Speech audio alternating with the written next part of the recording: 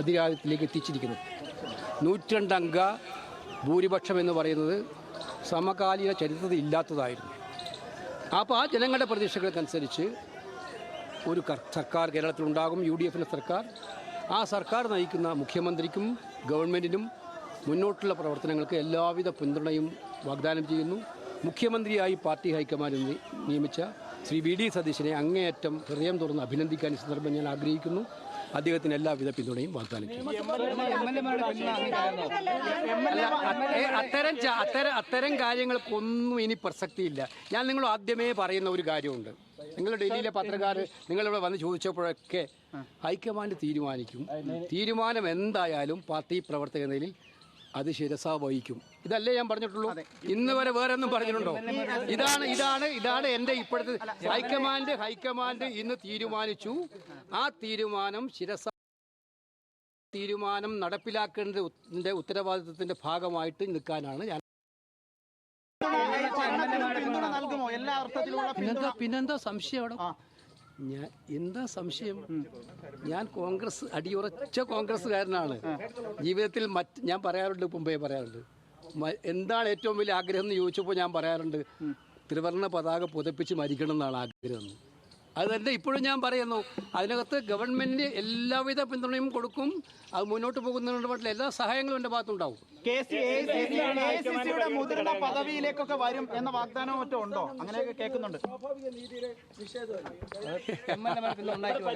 അല്ല, അത്തരം പ്രശ്നങ്ങൾക്കൊന്നും മറുപടി പറയേണ്ട കാര്യമില്ല.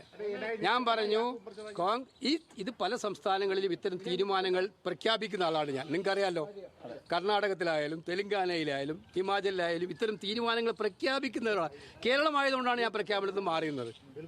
അപ്പോൾ ആ പ്രഖ്യാപനത്തെ പൂർണ്ണമായിട്ടും അംഗീകരിക്കുക എന്നുള്ളതാണ് ഒരു കോൺഗ്രസ് പ്രവർത്തക എന്ന നിലയിൽ ഏറ്റവും ഇഷ്ടപ്പെടുന്നത്.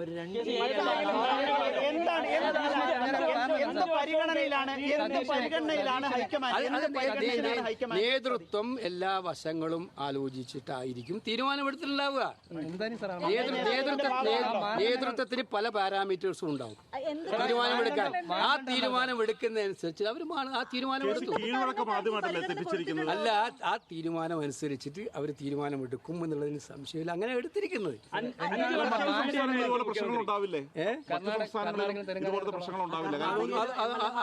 അതൊന്നും ഉണ്ടാകാൻ പോണില്ല. കോൺഗ്രസിനെ അങ്ങനെ ഒരു പ്രശ്നം ഉണ്ടാക്കാൻ ആർക്കും പറ്റത്തുമില്ല.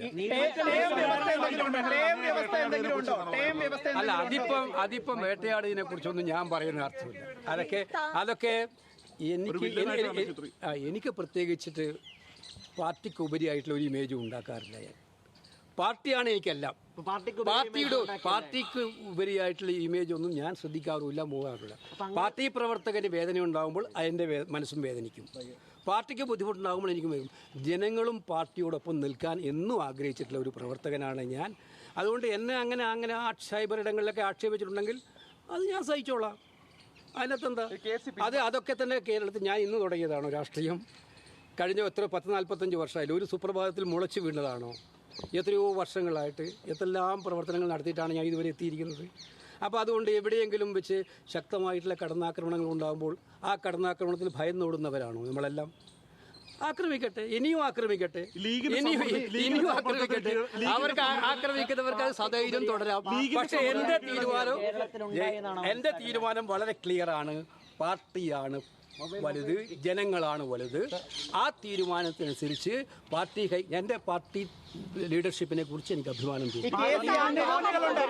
മുഖ്യമന്ത്രിയാകണമെന്ന് പറഞ്ഞ് അങ്ങ് മുഖ്യമന്ത്രിയാകണം എന്ന് പറഞ്ഞ് ഫ്ലക്സ് വെച്ചവരുണ്ട്. അവരൊക്കെ ഒരുപക്ഷെ നിരാശയിലാണ്. അവരോട് എന്താണ് അങ്ങേക്ക് പറയാനുള്ളത്?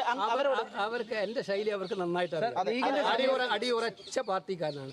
എനിക്ക് പറയാനുള്ളത്, ഈ തീരുമാനം അംഗീകരിക്കുന്നതിനും മുന്നോട്ട് കൊണ്ടുപോകുന്നതിനും അവരെല്ലാവരും കൂടെ ഉണ്ടാകണം എന്നുള്ളതാണ് എനിക്ക് പറയാനായിട്ടുള്ളത്. ഉപരിയായിട്ടുള്ള ഒരു ഇമേജ് കേരളത്തിൽ ഉണ്ടായതായിട്ട് കണക്കാക്കപ്പെടുന്നുണ്ടോ? അങ്ങനെ ഞാൻ പറഞ്ഞു. ഇന്നത്തെ ദിവസങ്ങളിലും അങ്ങനെ ഒന്ന് കുത്തി ചോദിക്കാതെ ലീഗിന്റെ സമ്മർദ്ദം വഴങ്ങിയാണ് ഇത്തരത്തിലുള്ള ഇല്ല, ഞാൻ പറഞ്ഞല്ലോ എനിക്ക് ഇത്രയേ പറയാനുള്ളൂ. അല്ല ബി ജെ പി ഇത്രയും നിങ്ങൾ കുറേ ദിവസമായിട്ട് നിങ്ങളിങ്ങനെ വരുമ്പോൾ എനിക്ക് നിങ്ങളുടെ മുമ്പിൽ കാണാൻ പറ്റാറില്ല. അതിന്റെ പ്രയാസമുണ്ട്. അവിടെ ഇന്ന് ഇത് കണ്ടിട്ട് ചോദിക്കുന്നതേ ഇപ്പൊ ബി ജെ പി ഒക്കെ ആക്ഷേപം ഉന്നയിക്കുന്നു ഈ ലീഗിന്റെ സമ്മർദ്ദം എന്തുകൊണ്ട് വന്നു അങ്ങനെ സമ്മർദ്ദത്തിന് പറ്റപ്പെട്ടോ ബി ജെ പിയുടെ ആക്ഷേപമൊക്കെ വെറുതെ വൃഥാവിലുള്ള ആക്ഷേപം. ബി ജെ പിയുടെ ആക്ഷേപത്തിന് ഞാൻ മറുപടി പറയുന്നത് അവരെല്ലാ കാലത്തും കോൺഗ്രസിനെ ആക്ഷേപിക്കുന്ന ജോലിയിലേ അവർക്കുള്ളൂ. അവർക്ക് വേറെ എന്താ ആക്ഷേപമുണ്ടോ? അപ്പൊ ലീഗിന്റെ ഭാഗത്ത് അങ്ങനെ ഒരു സമ്മർദ്ദം ഉണ്ടായിട്ടില്ല എന്നാണോ? അല്ല, ഞാൻ പറഞ്ഞല്ലോ ഇതിനകത്ത് ഈ കാര്യത്തിൽ കൃത്യമായിട്ടുള്ള UDFന്റെ ലീഡർഷിപ്പിന്റെ അല്ല കോൺഗ്രസ് ലീഡർഷിപ്പിന്റെ തീരുമാനമാണ്. പിന്നെ നല്ല ചോദ്യം